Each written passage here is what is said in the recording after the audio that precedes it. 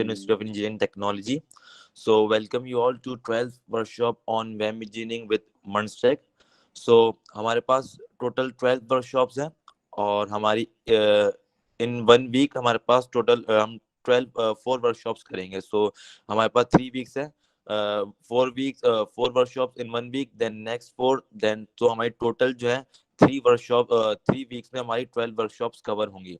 सो आज की workshop from Wednesday आज से स्टार्ट है, देन नेक्स्ट कल फ्राइडे और सैटरडे, देन उसके बाद से जो नेक्स्ट वीक होगा उसमें जो वर्कशॉप हमारी एक दिन के गैप के साथ होंगी ताकि बर्डन ना पड़े और आप चीज़ों को एक्सप्लोर कर सकें.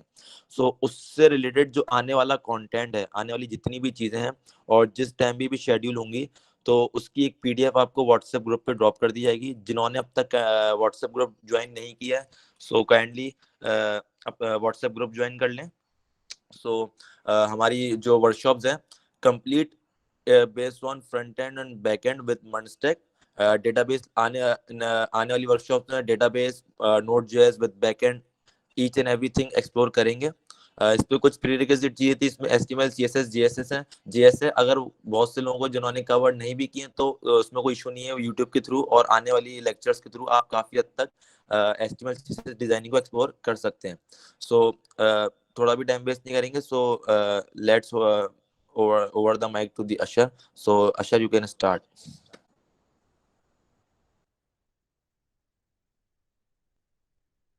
Thank you so much Rohel. अच्छा, मैं बस कमेंट्स में आ रहे हैं कि हम लिंक कैसे ज्वाइन करें. तो लिंक ज्वाइन करने के लिए आप लोग ने रजिस्टर करवाया होगा, उसके बाद आपको एक मेल आईडी होगी जो भी आपने ईमेल दिया हुआ होगा. तो आप वहाँ पे जाएं, वहाँ पे आपको जो है व्हाट्सएप में लिंक प्रोवाइड की हुई होगी, मेल आईडी होगी, आप वहाँ से लिंक ज्वाइन कर सकते हैं. Okay, so let's start our today's workshop. First, let me introduce myself. My name is Ashur Ali. I'm software engineering department. I belong to software engineering department in Satan University. मैं जो हूँ अभी इस साल जो है कोर मेंबर भी बना हूँ, यहाँ वेब डेवलपमेंट लीड बना हूँ हमारे गूगल डेवलपमेंट स्टूडेंट क्लब सatan यूनिवर्सिटी के अंदर. और जो मेरा बाय प्रोफेशन है वो मैं 3 साल से एज अ मर्नस्टैक डेवलपर हूँ. तो आज की वर्कशॉप बेस करती है introduction to web engineering with MERN stack. अच्छा, प्री रिक्विजिट के बारे में तो रोहेल ने बताया दिया है कि हमारे पास HTML5, CSS3 और जावास्क्रिप्ट है और कुछ ES6 फीचर है जावास्क्रिप्ट के अंदर. तो पहले मुझे ये बताएं कि आपको स्क्रीन शो हो रही है.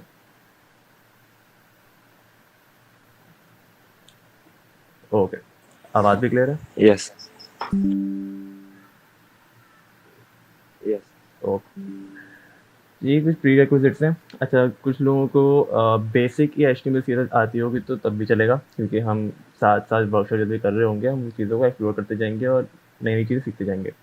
जावास्क्रिप्ट को है वो ES6 के कुछ फीचर्स ऐसे हैं, कुछ ऐसे फंक्शनैलिटीज़ हैं जिनको आपको आगे आगे वाले वर्कशॉप में ज़्यादा फ्लुएंटली हम यूज़ करेंगे. जैसे हमारे पास कुछ एरे मेथड्स होते हैं, वो मैं आपको सारे ट्रेल्स जो है इस वर्कशॉप के बाद प्रोवाइड कर दूंगा. आप व्हाट्सएप लिंक ज्वाइन कर लें हमारे पास, तो वहाँ पे आपको सारी चीज़ें प्रोवाइड हो जाएंगी. तो अच्छा, एक चीज़ स्टार्ट करने से पहले मैं ये कहना चाहूँगा कि हमने मर्न ही क्यों सेलेक्ट करी. हमारे पास मल्टीपल ऑप्शन और भी होते हैं, जैसे कि हमारे पास मर्न के अंदर, पहले मैं मर्न को थोड़ा डिफाइन कर दूं कि मर्न के अंदर M stand for MongoDB, node stand for and E stand for express which is a part of node as a node framework, R stand for React which is JavaScript library, and node for Node.js which is a runtime environment of JavaScript. तो अब फिर बात करते हैं कि हम मर्न हमने क्यों सेलेक्ट करी. हमारे पास और ऑप्शन ये थे कि हमने मीन भी सेलेक्ट करते हैं. कुछ टेक्नोलॉजी स्टैक्स हैं जो करंटली मार्केट में ज़्यादा यूज़ हो रही होती हैं. एक होता है मीन, MEAN. हम ME तो यही MongoDB और एक्सप्रेस हो गया, नो एंड फॉर नोड हो गया. अब ए क्या है, ए होता है एंगुलर. अब ये एंगुलर और रिएक्ट है. और फिर एक होता है MEVN, मेवन, उसमें आ जाता है व्यू आ जाता है. तो अब हम आगे आगे बढ़ते हैं. जैसे मैंने बताया कि हम मर्न हम क्यों कर रहे हैं, हम मीन क्यों नहीं कर रहे, उसकी भी अलग कुछ डिफरेंसेस है, कुछ कॉन्फ्लिक्ट बीच में आते हैं. तो और हमें क्या सेलेक्ट करना चाहिए करंट मार्केट के हिसाब से, हम क्या चीज़ जो है ज़्यादा हमारे लिए बेनिफिट है. तो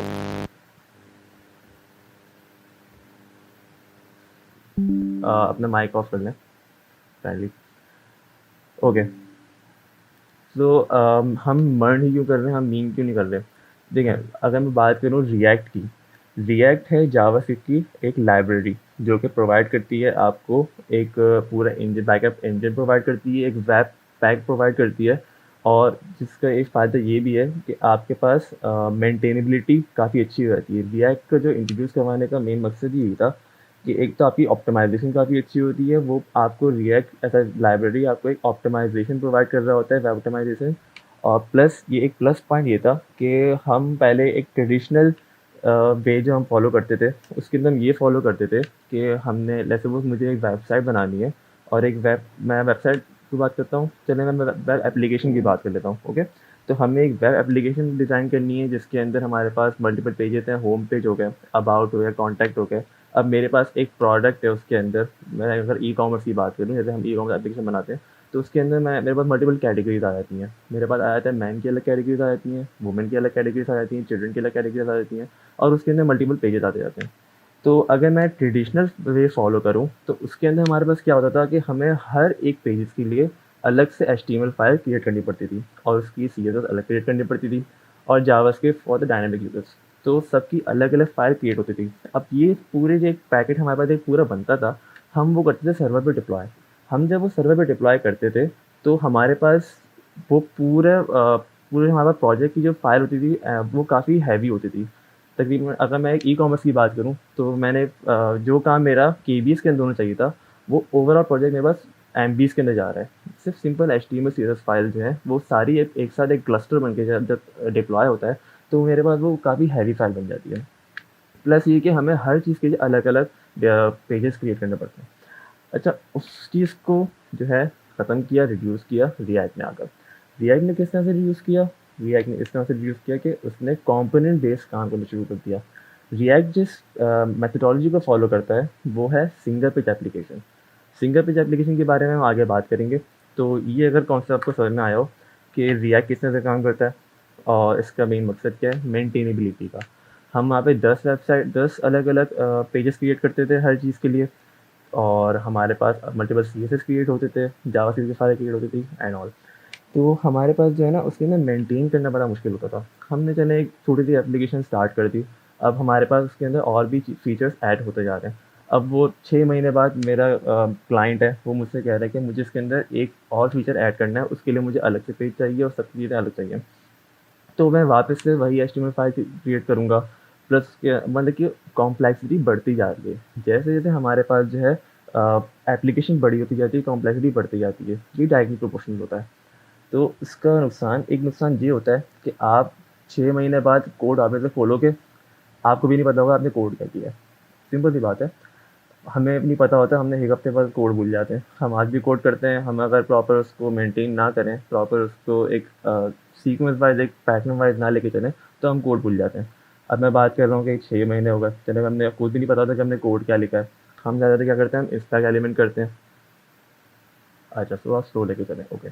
हम क्या करते हैं, हम इंस्टैक एलिमेंट में जाते हैं, हमारे पास कोई एरर आ रहा होता है तो हम जो है वहाँ से कर लेते हैं। लेकिन कोड में ढूंढना काफ़ी ज़्यादा मुश्किल होता है। वो इसलिए मुश्किल होता है कि हमने कोड प्रॉपर्ली मेंटेन नहीं किया हुआ होता। और इस चीज़ को ख़त्म करता है रिएक्ट ने आके इस चीज़ को जो है काफ़ी अच्छे तरीके से ख़त्म किया, क्योंकि ये एज अ कॉम्पोनेंट बेस्ड काम करता है। हम इस कॉम्पोनेंट को रीयूज़ कर सकते हैं, प्लस ये कि हमारे पास एक प्रॉपर MVC फॉलो होता है। रिएक्ट सपोर्ट करता है MVC को। अगर किसी को MVC के बारे में पता है तो मुझे ज़रा कमेंट पे लिखें, चैट पे, किसी को MVC के बारे में पता हो। MVC मॉडल व्यू कंट्रोलर, इस कॉन्सेप्ट के बारे में कोई जानता है? अगर नहीं जानते तो नो लिख दें।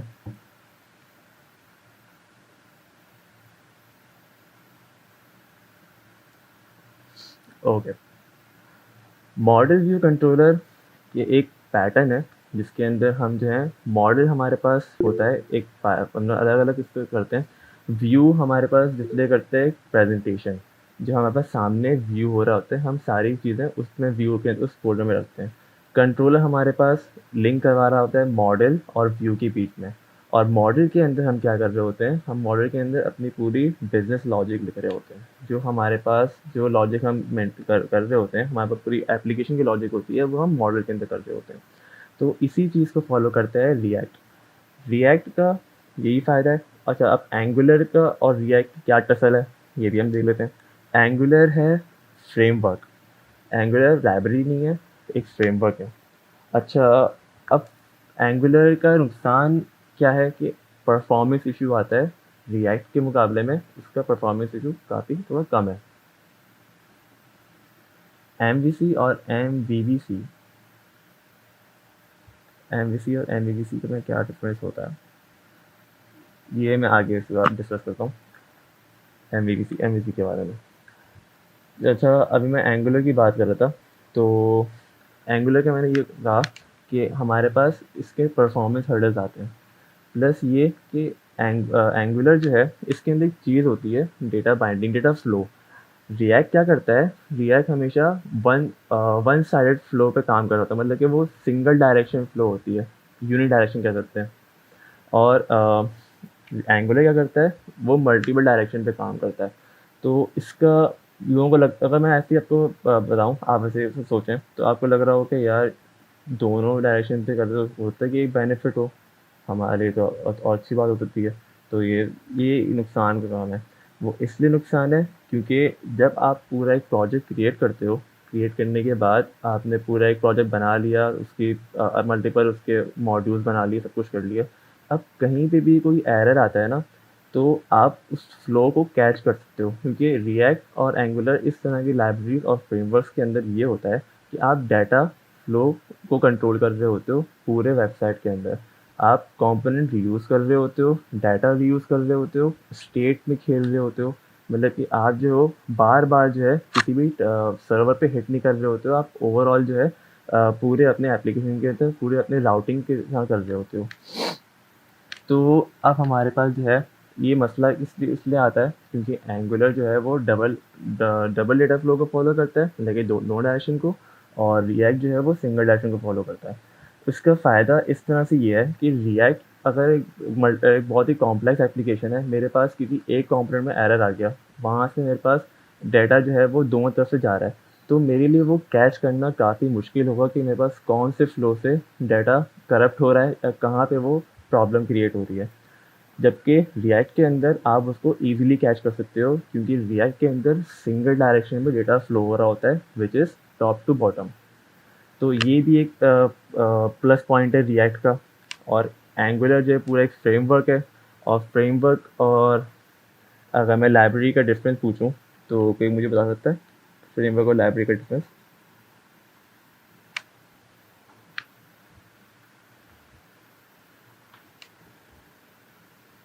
हेलो। यस सर, आपको आवाज़ आ रही है? एनीवन? सर फ्रेमवर्क मेरे ख्याल से जो जी जितना जी, आ मुझे रही है। पता है कि सर जैसे फ्रेमवर्क की एग्जांपल जितना मुझे पता है कि बूट स्ट्रैप है। जैसे कि एज इट इज़ जैसे हमें कोई नैवबार बनाना है, तो एज इट इज़ उसका कोई कोड जैसे मौजूद होता है, वो हम यूज़ कर सकते हैं अपने। और लाइब्रेरी का आइडिया।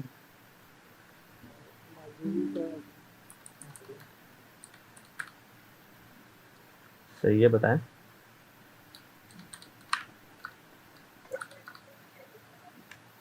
हेलो। ऑलराइट, सही है, पार्शली कुछ सही है, लेकिन ये फंक्शनैलिटी तो लाइब्रेरी के अंदर भी होती है ना, क्योंकि लाइब्रेरी के अंदर भी वो सेट ऑफ फंक्शनैलिटीज और वो सब होते हैं। जी जी, बोलें।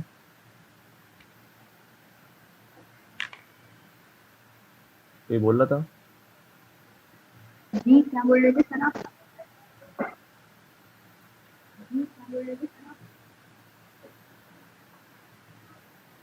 आप लोग जो है मैसेज पे कर लें, क्योंकि ये फिर फ्लो डिस्टर्ब हो रहा है। ओके। अच्छा, मैं फ्रेमवर्क और लाइब्रेरी का बेसिक डिफरेंस जो है ना, आपको एक पिक्टोरियल दिखा देता हूँ, एक विजुलाइज कर देता हूँ, ताकि आप लोगों को जो है समझने में आसानी हो। Just a minute.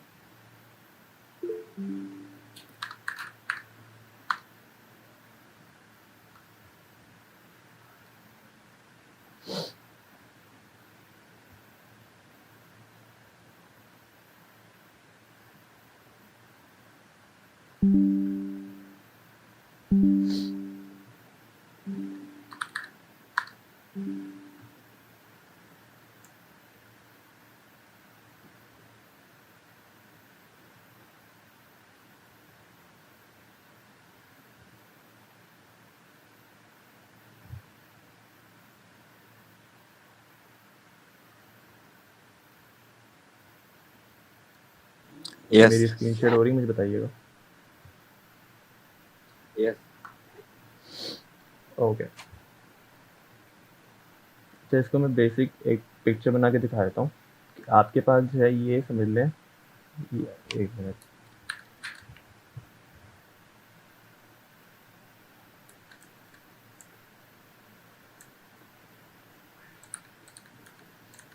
Brush size को मैं पूरा कर दूँ। हो गया।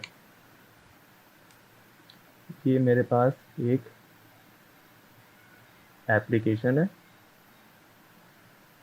एप्लीकेशन, और यहाँ पास एक डाटा है, हमारे एप्लीकेशन डाटा। इस डाटा का पूरा फ्लो कंट्रोल कर रहा होता है। सही हो गया। अब मेरे पास जो लाइब्रेरी है, मैं लाइब्रेरी अगर कंसिडर करूँ, मेरे पास वो उस डाटा को हैंडल करती है, उसको कोलैबोरेट करती है। तो मेरे पास एक लाइब्रेरी हो गई, लाइब्रेरी 1। मेरे पास, मैं समझ में मल्टीपल लाइब्रेरीज है, तो मैं यूज़ करता हूँ लाइब्रेरी 2। ओके, ये हमारे पास इंटरचेंज होता है, मतलब कि ये कोलैबोरेट कर रहा होता है। एप्लीकेशन हमारे पास डाटा से कोलैबोरेट कर रहा होता है।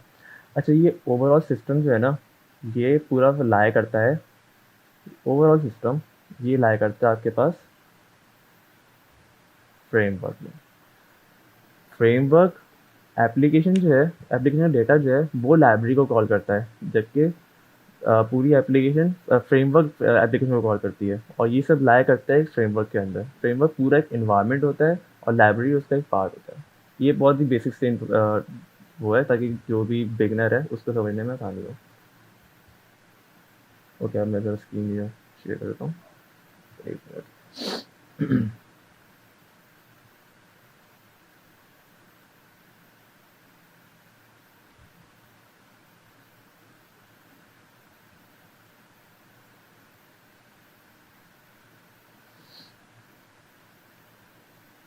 स्क्रीन शेयर हो रही है?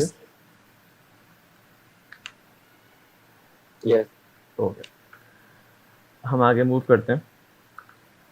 अच्छा, अब ये कि हमारे पास ज़्यादा डिमांड किस चीज़ की है, तो ये जो आप रिपोर्ट फाइल में देख रहे हैं, ये स्टैक ओवरफ्लो की डेवलपर सर्वे रिपोर्ट है, जिसके अंदर डेवलपर्स ने 74.5% जो है रिएक्ट को चूज़ किया है फॉर, मतलब कि वो पसंद करते हैं रिएक्ट पे कोड करना, और इसके फ़ायदे मैंने आपको बता दिए विद रिस्पेक्ट टू एंगुलर। अब एंगुलर को देखें, एंगुलर कहाँ लाया करती है, एंगुलर लाया कर रही है इधर बिल्कुल 57.6 पे। उसके कुछ यही कुछ ड्रॉबैक्स हैं जो उसको काफ़ी पीछे करती है। अच्छा, व्यू इतनी आगे क्यों जा रही है? व्यू, अच्छा रिएक्ट जो है मैंने बता दिया लाइब्रेरी है, और एंगुलर मैंने बता दिया। अच्छा, इसके पीछे जो है ना, इन दोनों के पीछे पूरी पूरी कम्युनिटी बैठती है, पूरी एक कम्युनिटी है। जबकि व्यू जो है, व्यू एक ओपन सोर्स लाइब्रेरी है, मतलब कि इसकी जो पूरी कम्युनिटी है वो ओपन सोर्स है। लेकिन इसलिए इसी वजह से जो है वो बहुत, आप भी अगर एज अ डेवलपर इसके अंदर अपना कॉन्ट्रीब्यूट कर सकते हैं, क्योंकि ये ओपन सोर्स है, आप अपने भी कुछ लाइब्रेरी इसके अंदर आ सकते हैं और मल्टीपल चीज़ें कर सकते हैं। तो ऐसा व्यू का इसलिए आगे इतना बढ़ता जा रहा है, इतनी इसकी हाई पीरियड हो रही है, क्योंकि इसकी कम्युनिटी भी ज़्यादा वास्ट है, और इसकी जो बेसिक है ये भी रिएक्ट से काफ़ी मिलता जुलता है, क्योंकि ये भी कॉम्पोनेंट बेस्ड काम कर रहा होता है। Just give me a second.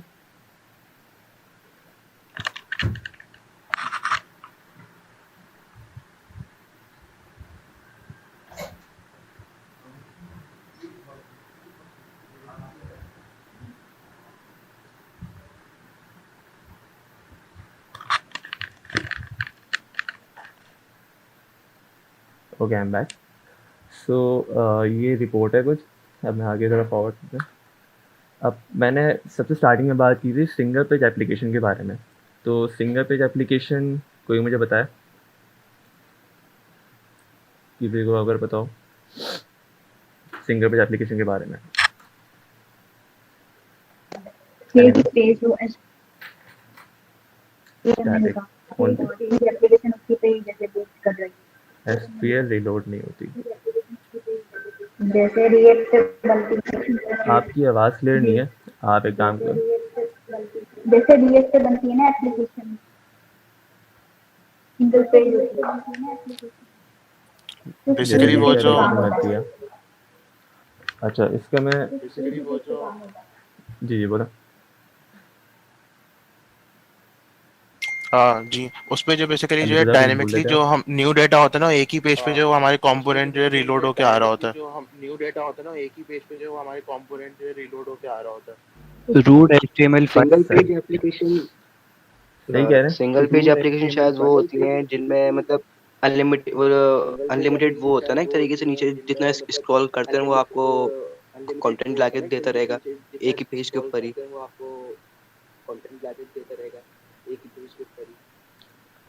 उसमें एक नहीं, index.html की ये फाइल बहुत होती है जिसमें हम कंपोनेंट्स वन पेज सारे उसके अंदर HTML के अंदर डालते हैं।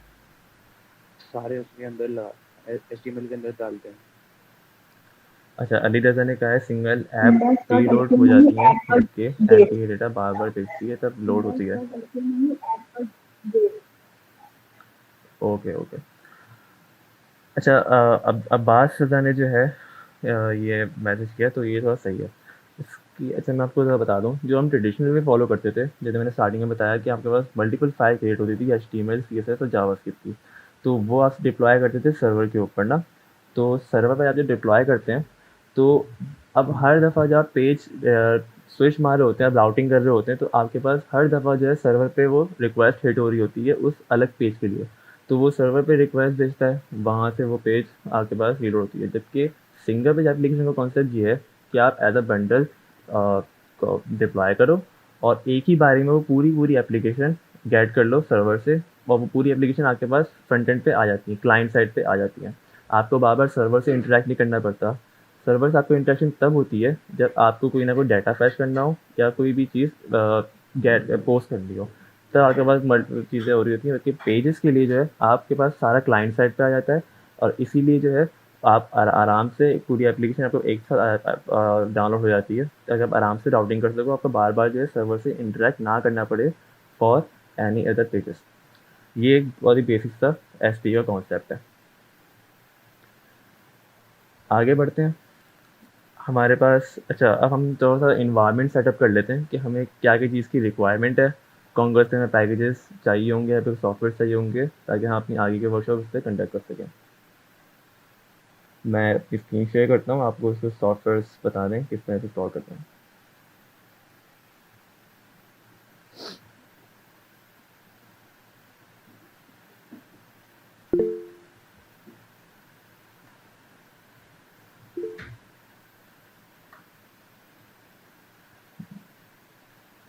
मुझे बताइएगा मेरी स्क्रीन शेयर हो रही कि नहीं।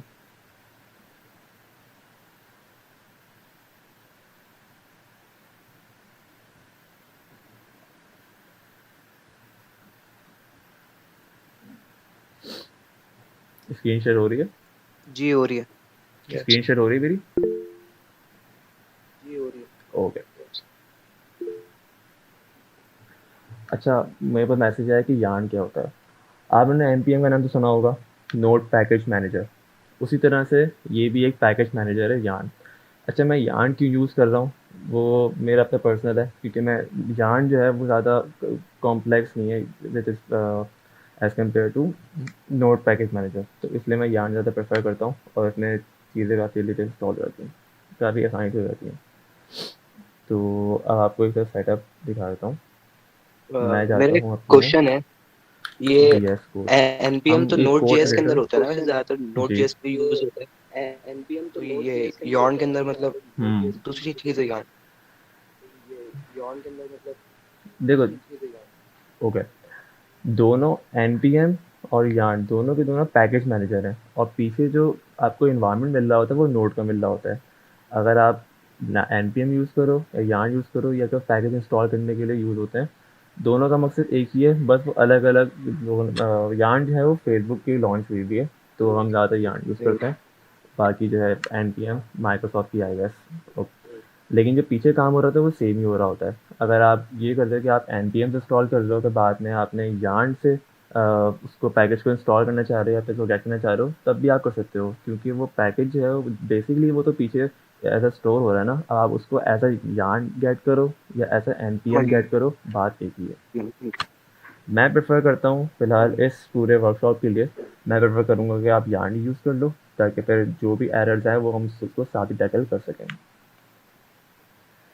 अच्छा, मैंने अभी जो स्क्रीन शेयर की थी उसके अंदर हमारे पास VS कोड भी था, क्योंकि हम VS कोड के ऊपर सारा काम करेंगे। ये यहाँ पे आप अपना इंस्टॉल कर लीजिएगा, मैं आपको इंस्टॉलेशन प्रोसेस बता देता हूँ। यहाँ से आप जाके डाउनलोड कर लेंगे लेटेस्ट वर्जन फॉर विंडोज़। यहाँ से डाउनलोड कर लेंगे, मेरे पास डाउनलोड हुआ है। प्लस था हमारे पास Node.js।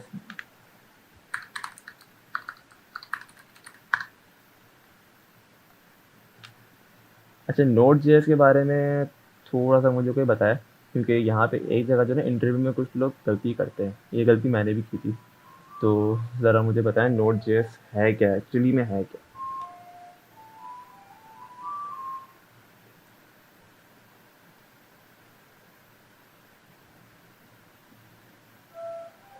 कोई भी जो आपको सही लग रहा हो। ये सही गलत कुछ बैक भी। एंड रन टाइम इन्वायरमेंट है Node.js, जिसपे हम सर्वर जावास्क्रिप्ट वगैरह और रनटाइम। बहुत सारी डिफरेंट चीजें बैकएंड की कर सकते हैं। अच्छा, रन टाइम एनवायरनमेंट है, ओके। रन टाइम एनवायरनमेंट है जेएस के लिए, ओके। तो ये रन टाइम एनवायरनमेंट है क्या? What is run time environment? ये तो हमें पता है कि नोड जो है जो रन टाइम एनवायरनमेंट है, हमने सुना है, हम हर जगह देख रहे होते हैं, लेकिन ये एक्चुअली में है क्या? थोड़ा सा इसका कॉन्सेप्ट किसी को पता हो? क्वेश्चन रिपीट करिएगा सर। मैंने पूछा कि Node.js, जैसे कि हमें पहले अली रज़ा ने बताया और अब्बास रज़ा ने बताया कि Node.js जो है वो रन टाइम एनवायरनमेंट है। तो what actually is run time environment? That's what I am asking. जैसे हमारा कोई एप्लीकेशन होती है जिसको हमें जावास्क्रिप्ट रन टाइम सर्वर। पे कुछ सपोर्ट करना होता है, कोई कोड वगैरह से एपीआईज वगैरह होती है, हमारी सर्वर हम क्रिएट करते हैं, तो हम वो Node.js के थ्रू चला के उसको जो अपनी एप्लीकेशन को कनेक्ट कर सकते हैं बैक एंड से, ऐसे रन टाइम पे वो हमारे यूज में आती है। एक्चुअली जैसे बातें करने के लिए काम आता है, जैसे सही। कि अब हम एक जगह राव खड़े जी हैं, ने कहा दूसरी जगह बीट एक्सेस एनपीएम। करनी है, तो जो बीच का ब्रिज है ना वो बनता है हमारा एनपीएम में।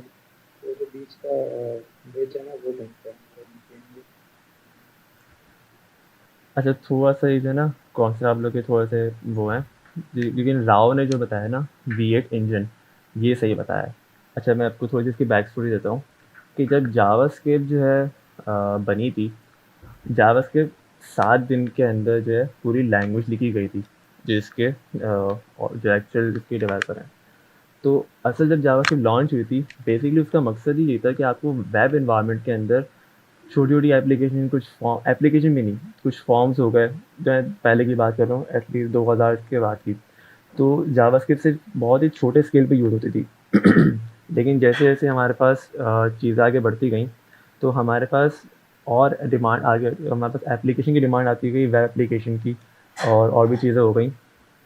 तो उसमें जावास्क्रिप्ट जो है उसके अंदर डिमांड जैसे बढ़ती गई, तो मसले आते गए। मसले इस आते गए कि वो एक सिंगल थ्रेडेड लैंग्वेज है जावास्क्रिप्ट, तो वो उसको हैंडल नहीं कर पा रही थी।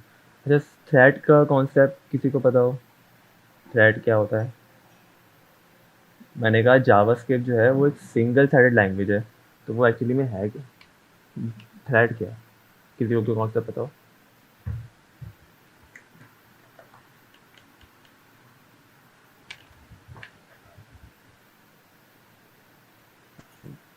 मुझे अच्छा लग रहा है काफ़ी लोग कंट्रीब्यूट कर रहे हैं, तो कुछ भी आप शेयर करें।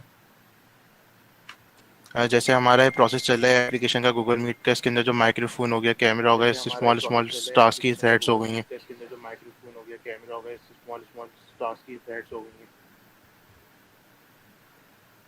सही। अच्छा, सही कहा है।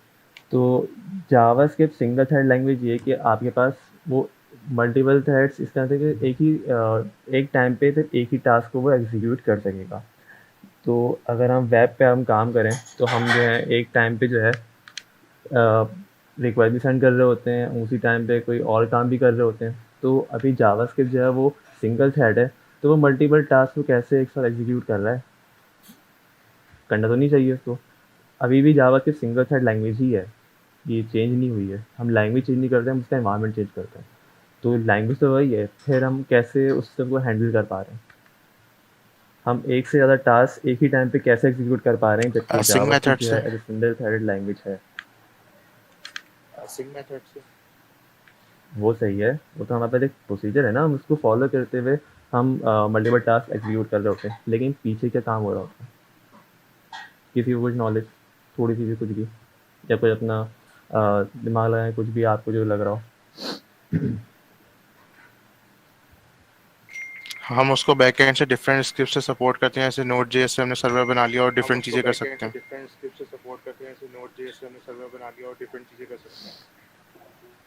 एपीआई बनाने के लिए अच्छा अच्छा, जैसे अभी राव ने टेक्स्ट किया। API बनाने के लिए ओके ओके, फिर API बताइए। बनाते हैं ना, जैसे हम जैसे कोविड-19 की API बनाते हैं, वो भी कोई गड़बड़ से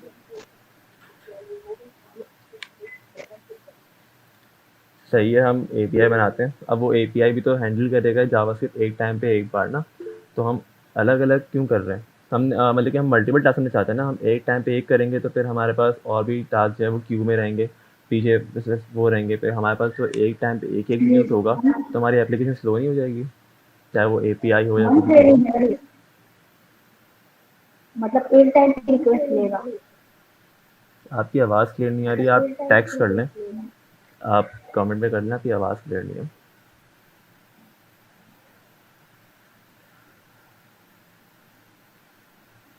सही है, तो कोई बात नहीं, पता नहीं था, कोई बात नहीं। वन ये ऑन थे।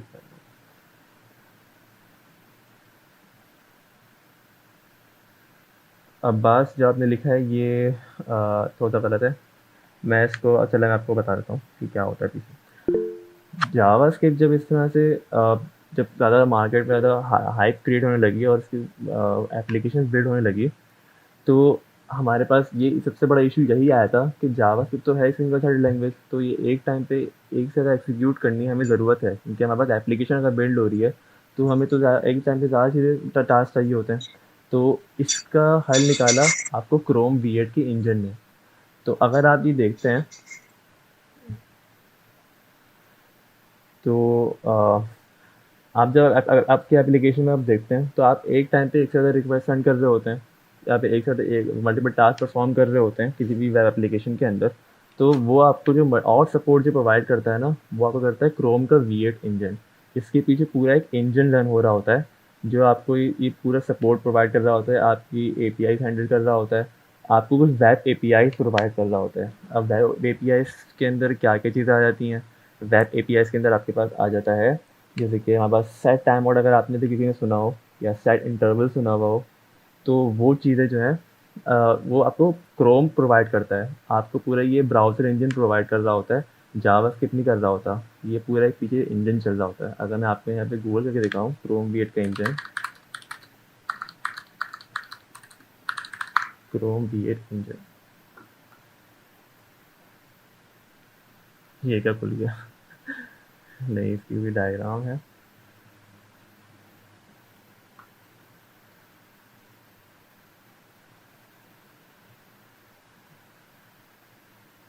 इसकी एक प्रॉपर डायग्राम होती है, वो मैं आपको शेयर करता हूँ। नहीं,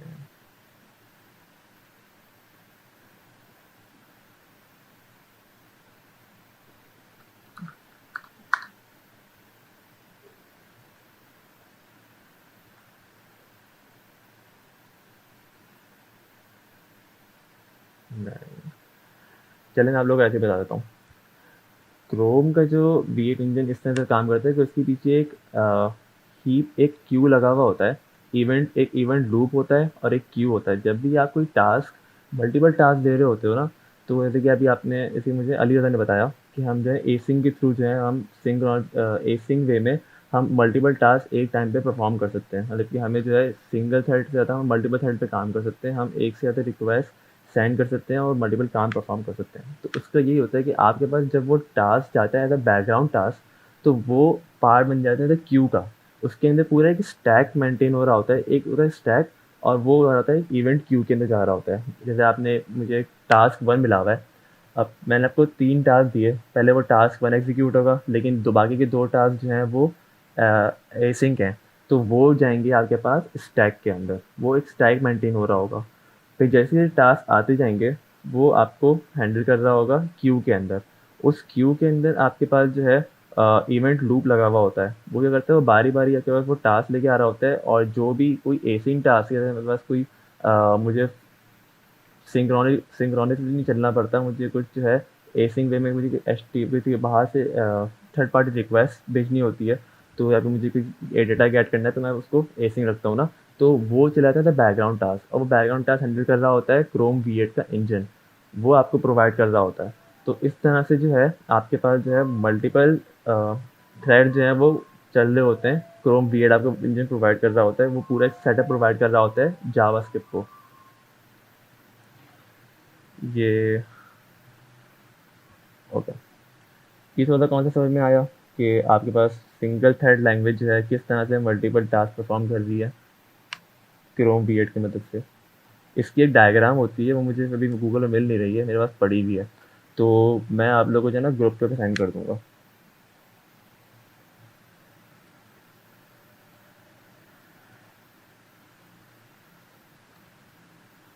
नहीं, मेरे पास इससे और सिंप्लीफाई वे में पड़ी हुई है, मैं दूसरे पीसी पे बैठा हूँ, तो मैं वो पढ़ी है, मैं आपको शेयर कर दूंगा ग्रुप पर। ओके, चलिए, अब ये बात तो हो गई। अब मैं पहले कहाँ था, मैंने कहा था कि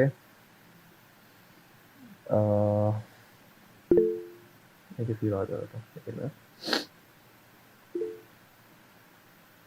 इन्वायरमेंट सेटअप पे ना, अच्छा सही, क्रोम V8 का इंजन, अच्छा नोड की बात हो रही थी ना, जिससे हम आगे निकल के थे काफ़ी, तो क्रोम की बात हो रही थी, नोड JS एनवायरनमेंट।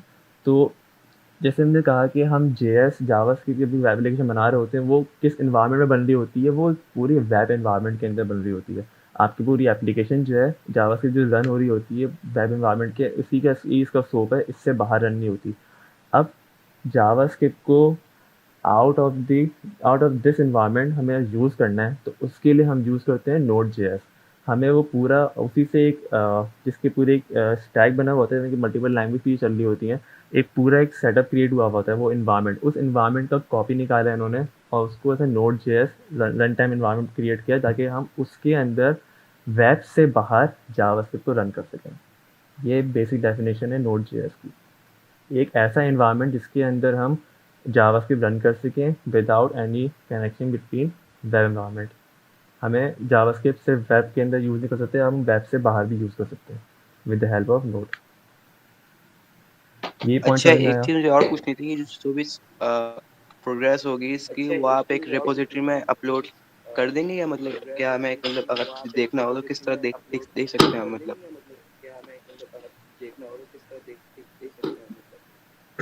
हाँ, जो ये पूरा लेक्चर है ये तो यूट्यूब पे जाएगा, फिर बाकी जो हम आगे कोड करेंगे, जो भी हम एप्लीकेशन पे काम करेंगे, जो भी हम कॉन्सेप्ट सीखेंगे, वो सब जो है मैं गिटहब की आपको लिंक प्रोवाइड कर दूंगा, ताकि आप लोग जो है कोई भी लेक्चर, कोई भी कोड आपके मिस ना हो। Okay, thank you very much. Okay, चलें अपना इन्वायरमेंट सेटअप कर लेते हैं। मैंने आपसे कहा कि हमारे पास जो है ये VS कोड है, हमें कुछ प्री रिक्विजिट एक्सटेंशन यूज़ करनी होगी, ताकि मैंने कुछ एक्सटेंशन यूज़ करके रखी हुई हैं ताकि आपको काम करने में आसानी हो। लाइव सर्वर, एक प्रीटर कोड फॉर्मेटर, और हमारे पास ES7 react discuss code snippet. अच्छा, ये काम करेगा आपका एज इंटेलिजेंस के लिए, क्योंकि हमें जो है वो इंटेलिजेंस की नीड है, ताकि हम जो है वो कोड जो है प्रेडिक्ट करके बता सकें, आपको सजेशन प्रोवाइड कर सकें, ताकि आप लोगों के लिए भी आसानी हो कोड करने के लिए।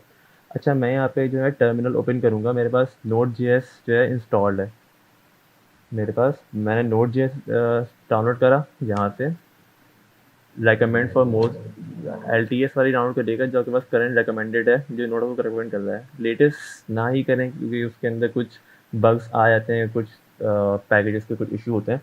आप जो है इसी से ई डाउनलोड करिएगा, फिर इसको आप इंस्टॉल कर लें और चेक करना हो अगर आपने कि आपके पास नोड इंस्टॉल हो गई है तो आपने जाना है कमांड प्रॉम्प्ट पे, आप टाइप करेंगे cmd, स्क्रीन शेयर हो रही है ना,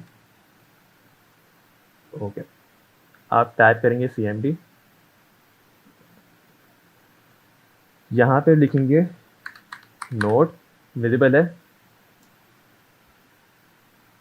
अब विजिबल होगा नोड -v। मेरे पास यहाँ पे वर्जन आ रहा है, मतलब कि मेरे पास नोड इस पीसी में इंस्टॉल्ड है। अगर मेरे पास नोड इंस्टॉल नहीं होता तो लिखा हुआ आता कि node is not recognise by this this this, तो वो मतलब कि अगर आपने नोड इंस्टॉल नहीं किया होगा तो अगर वो एरर आ जाता है। अच्छा, कुछ के पास एक एरर और आता है, वो एरर ये आता है कि भाई हमने नोड तो इंस्टॉल कर लिया लेकिन हमारे पास अब भी वो node is not recognize something something आ रहा होता है। तो वो इशू होता है इन्वायरमेंटल सेटअप, इन्वायरमेंटल पाथ का इशू होता है। तो आप एक दफ़ा अपना पीसी रीस्टार्ट कर लेना, फिर वापस से खोलना, तो इंशाल्लाह वो सही हो जाएगा। अच्छा, मैंने यार्न भी इंस्टॉल किया है तो मैं यार्न भी चेक कर लेता हूँ। -v, यार्न मेरे पास नहीं हुआ हुआ, ओके।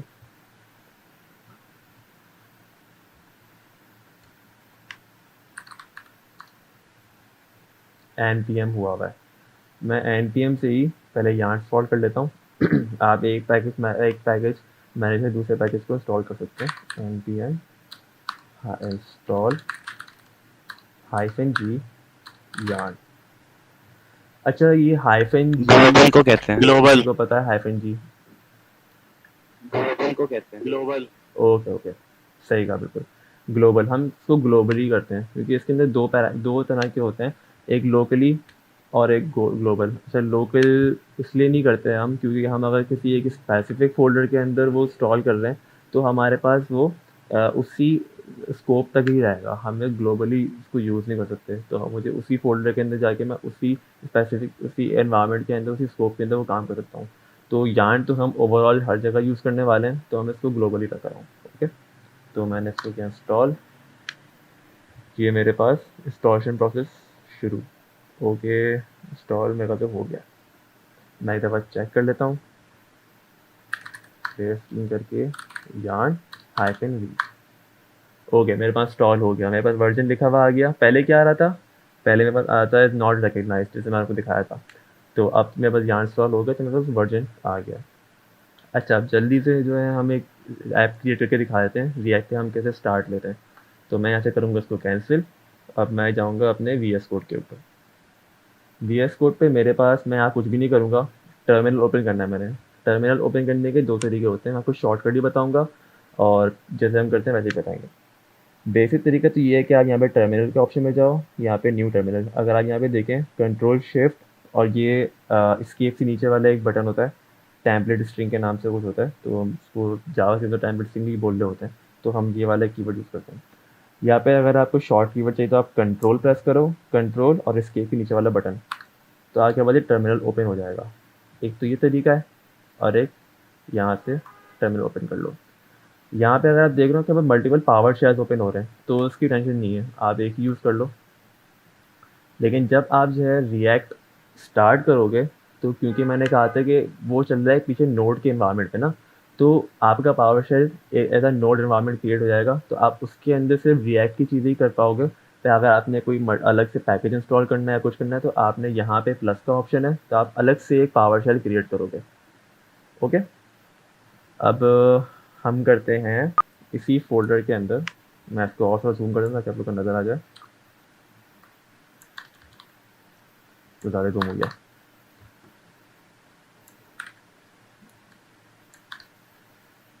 मैं चेक कर लूँ, विजिबल, अच्छा सही है, विजिबल। अच्छा, अब हम क्रिएट करते हैं, हमारे पास एक रिएक्ट एप्लीकेशन। अच्छा, रिएक्ट स्टार्ट करने से पहले इसका एक पैकेज और इंस्टॉल होता है जो कि आपके पास रिएक्ट का पूरा एक प्रोजेक्ट बिल्ड करके देता है, उसका नाम है क्रिएट रिएक्ट ऐप। तो उसके लिए जो हमें उसको हमें इंस्टॉल करना होगा। तो अभी हमने यार्न इंस्टॉल करा है, तो हम यार्न के थ्रू, उस पैकेज मैनेजर के थ्रू हम इस पैकेज को इंस्टॉल करके देखते हैं। यार्न अच्छा, मैंने npm के अंदर -g यूज़ किया था ना, हम इसके अंदर पूरा ग्लोबल लिखते हैं। पहले हमने -g यूज़ किया था, इसके अंदर लिखते हैं पूरा global. Global add create react app, ये सही है। yarn cannot be loaded because any script is disabled in the system। अच्छा, ये सिक्योरिटी इशू क्यों आ रहा है? चलें इसको थोड़ा npm से कर लेते हैं, क्या पता npm से हो जाए। npm install -g create react app। वो मेरे पास उसका एडमिनिस्ट्रेटर का इशू होगा, मैं इसको रिस्टार्ट करूँगा तो शायद वो आ जाए। सही है, मेरे पास ये क्रिएट रिएक्ट ऐप इंस्टॉल हो गया है। अब मैं इसको रन करता हूँ। अब मैं एक प्रोजेक्ट क्रिएट कर रहा हूँ।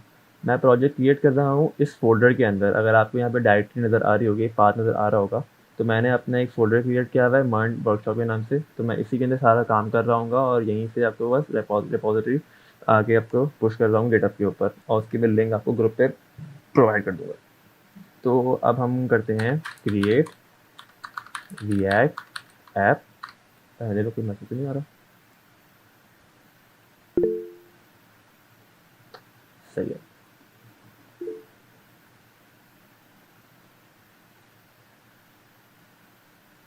yarn create react app will also create project हो गया। लेकिन पहले हमने क्रिएट रिएक्ट ऐप इंस्टॉल करना है ना, उसी के बाद हम कर सकते हैं। अच्छा, अब मैं करूँगा क्रिएट रिएक्ट ऐप। अब जो मेरी ऐप का नाम है ना, मैं वो एंटर करूँगा। जैसे वो मैं कर रहा हूँ हेलो वर्ल्ड। यार ये क्यों नहीं हो रहा? Security exception unauthorised access. Terminal को कमांड अच्छा, ये मेरे प्रॉम्प्ट पे पास हो शिफ्ट सकता है करिए। कि एडमिनिस्ट्रेटर का इशू हो। टर्मिनल को कमांड प्रॉम्प्ट पे शिफ्ट करिए। हाँ, नहीं, पावर वो शेल में तो बाजू का इशू आता है। मेरे पास उसका इशू होता है। एक मिनट, npx का यूज कर सकते हो। एनपीएक्स ही कर सकते हैं हम, इसके अंदर भी हो जाता है। मैं आपको दिखा देता हूँ।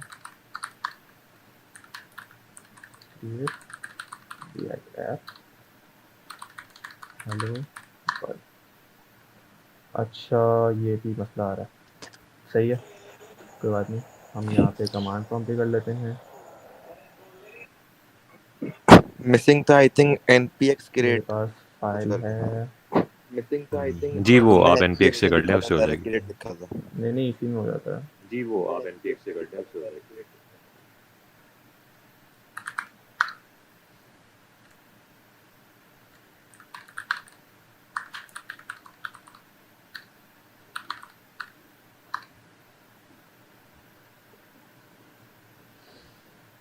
यहाँ भी हो रहा है, मैं वहाँ से अपना इशू देख लूँगा। ये कुछ छोटे छोटे इश्यूज आ रहे होते हैं आपके पास VS कोड के पावर शेल के अंदर। तो इसको मैंने कहा था एडमिनिस्ट्रेटर इशू होगा या फिर कुछ स्क्रिप्ट का मसला है। असल में मैंने सर अभी इसमें नया इंस्टॉल किया है ना, तो ये इस वजह से काफ़ी एनपीएक्स से चीज़ें मेरा देखनी पड़ रही हैं। बहुत एरर अच्छा, आता ये है। आपके पास एनपीएक्स से जब जी इंस्टॉल किया बोले। था मैंने, तो एनपीएक्स से एरर बहुत आता है। फिर मैंने ग्लोबली किया था जैसे आपने किया था, उसके बाद मैं फिर एनपीएक्स से फिर ऐप क्रिएट करता हूँ। मतलब एरर बार बार एरर आता रहता है। किसका इशू होगा? वो आपके पैकेज मैनेजर का इशू होगा। तो पैकेज एन मैनेजर का। अच्छा, जो एरर है अभी आप जैसे मुझे मैं करता हूँ तो मेल कर दें एनपीएक्स से एक बार या फिर मैंने आप ऐप व्हाट्सएप पे क्रिएट कर करता दें, हूँ तो नहीं होती है। मैं देख लूँगा। फिर कंट्रोल सी करता हूँ कुछ देर बाद, फिर करता हूँ फिर हो जाती है। मतलब सेकंड टाइम में होती है अभी। वही कमांड दो बार चलानी पड़ती है, एक बार चलते चलते रुक जाता है, एरर आते हैं, फिर दूसरी बार करनी पड़ती है। सही, चलें मुझे अपना इशू सेंड कर दीजिएगा जो जो तो बता रहा था। yarn does not work in PowerShell, it is yarn.cmd in command। अच्छा, चलें अच्छा हो गया, मुझे भी कुछ नई चीज़ सीखने को मिल गई, क्योंकि मेरे पास जो है मैंने तो ऐसा कभी इशू फेस नहीं किया था।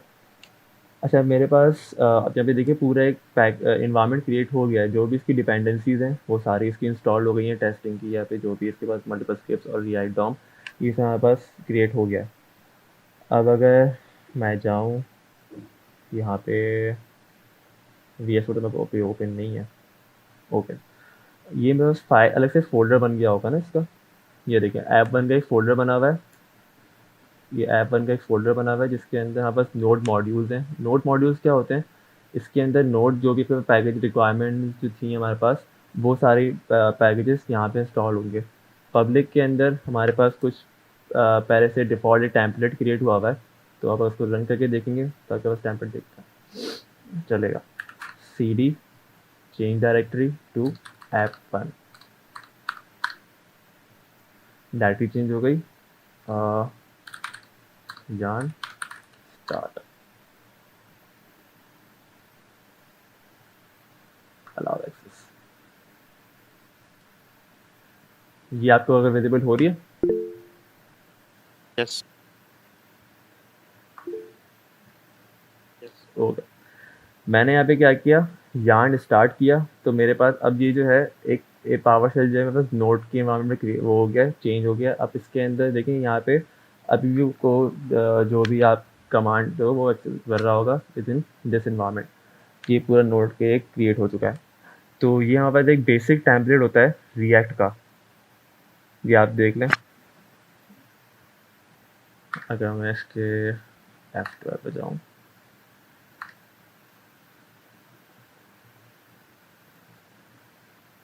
ये बेसिक इसका एक टेम्पलेट है, HTML5 टेम्पलेट है। रिएक्ट का यही फ़ायदा है एक ये कि आप जो हो इसके अंदर, हम अगर ट्रेडिशनल वे में जाएं तो आपको प्योर जावास के फाइल के अंदर जो है आप पूरी HTML कोड नहीं कर सकते। आप अगर किसी प्योर जावास के फाइल के अंदर HTML का कोड लिखेंगे वो एरर मारेगा। और इसी चीज़ को ख़त्म करता है रिएक्ट। रिएक्ट जो है वो इस चीज़ का एक काउंटर लेकर आया एज अ रिएक्ट JSX, जिसके अंदर आप दोनों जावास्क्रिप्ट भी लिख सकते हो और HTML भी लिख सकते हो। इसके HTML की अलग फाइल क्रिएट नहीं करते हो, आप JSX के अंदर दोनों काम एक साथ कर रहे होते हो। ओके, यहाँ से तो हो गया हमारा। अच्छा, ये भी यही कुछ चीज़ें थी जो इशू आया, मैं आपको दिखा दूँ किस तरह से वो इशू सॉल्व हुआ होगा। मैं वो भी अपने पास भी देख लूँगा। यहाँ तक की कोई कन्फ्यूजन पैकेज क्रिएट करने में, इंस्टॉल करने में, इन्वायरमेंट कुछ भी?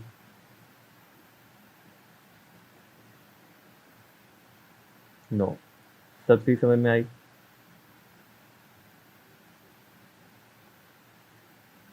Okay, great. सो आज का सेशन यहीं तक रखते हैं।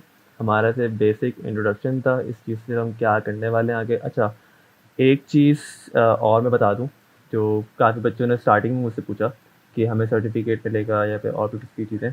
तो सर्टिफिकेट आपको 12 वर्कशॉप्स के बाद जो आपको सर्टिफिकेट प्रोवाइड होगा। मेक श्योर कि आप हर दफ़ा जब भी इवेंट क्रिएट होगा तो आप जो है हर दफ़ा आपको RSVP करना होगा। अपने उस आपको लिंक प्रोवाइड कर दिया जाएगा अलॉन्ग विद द पोस्ट। आपके पास आप अगर हमारे सोशल मीडिया अकाउंट पे जाएंगे तो हर जिस दिन आपके पास वर्कशॉप होगी उसके साथ उस कैप्शन के अंदर आपके पास वो रजिस्ट्रेशन का एक फॉर्म दे दिया जाएगा। आप जो है अगर आप व्हाट्सएप के ग्रुप में नहीं हो तो आप अपनी मेल चेक कर लो, आपका वहाँ पे जो है आपको मिल जाएगा व्हाट्सएप का लिंक, तो आप वहाँ से ज्वाइन कर लो और वहाँ से जो है हम रजिस्ट्रेशन लिंक वहाँ पे जाएंगे।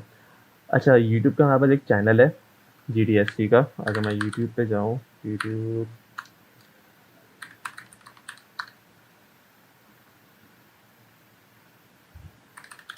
डेवलपर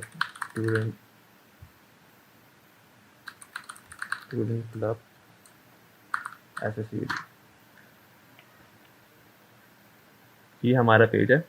यहाँ पे हमने लास्ट टाइम जो है फ्लटर की पूरी वर्कशॉप की थी, तो जिन बच्चों को इंटरेस्ट हो फ्लटर सीखने में तो हमारे पास ये 15 डेज ऑफ फ्लटर की वर्कशॉप है, डीप लर्निंग मास्टर क्लास यहाँ पे। तो इसी के अंदर जो है हमने कैसे RSVP करना है गूगल के DSC इवेंट्स, तो यहाँ से मैं आपको लिंक प्रोवाइड कर दूँगा। तो यहाँ से आप लोग देख लें कि क्या क्या पूरा प्रोसीजर है, इसके पूरा समझाया हुआ है मैंने। तो यहाँ से आपने RSVP करना है हर वो इवेंट, और उसके बाद जो आपको वहीं से जॉइन वर्चुअल इवेंट जैसे आप लोगों ने आज किया। आज तो खैर कुछ बच्चों को नॉलेज इस चीज़ की नहीं थी तो आपको व्हाट्सएप ग्रुप से मिल गई थी लिंक, लेकिन आपकी अटेंडेंस मार्क होती है, आपका सब चीज़ उसी बेस के ऊपर आपको वर्कशॉप की सर्टिफिकेट मिलेगा। तो मेक श्योर आप GDSC कम्युनिटी पे जाएँ, वहाँ पे उस इवेंट को RSVP करें, और वहीं पे आपके पास जब RSVP कंप्लीट हो जाएगा तो आपको वहाँ पे जॉइन वर्चुअल इवेंट का ऑप्शन आ जाएगा। आप 8 बजे वहाँ पे आके लिंक करें तो आप यहाँ पे डायरेक्ट मीट पे, या अगर हम दूसरे किसी प्लेटफॉर्म पे शिफ्ट करेंगे तो आपको वहाँ पे आ जाएंगे, डायरेक्ट ज्वाइन हो जाएंगे। और किसी कोई क्वेश्चन रिगार्डिंग? और अच्छा, आपको मैं गिटहब प्रोवाइड कर दूंगा, गिटहब की लिंक, रेपो पूरा बना सिखा दूंगा, YouTube link. Okay,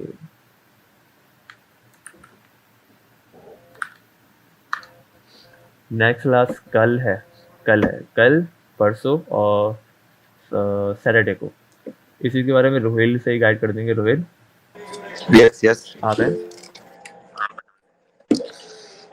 this week जो हमारी 4 वर्कशॉप्स हैं वो सेकंड थर्सडे को, Friday and Saturday.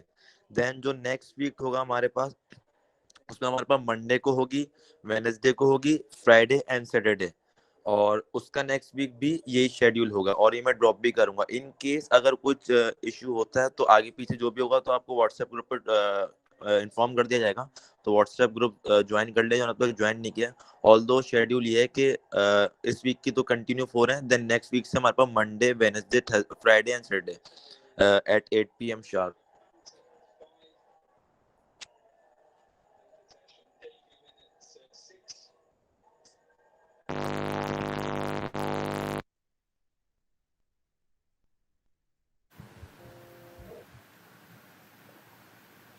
Okay, so officially ये वर्कशॉप यहाँ पे एंड होती है। जिनको लीव करना है वो कर सकते हैं, बाकी जिनके अदर इस वर्कशॉप से रिलेटेड या फिर इसके अलावा कोई क्वेश्चन हैं वो यहाँ पे रुक जाएं और अपनी क्यूरीज यहाँ पे पूछ लें। ओवरऑल अल्लाह हाफ़िज़।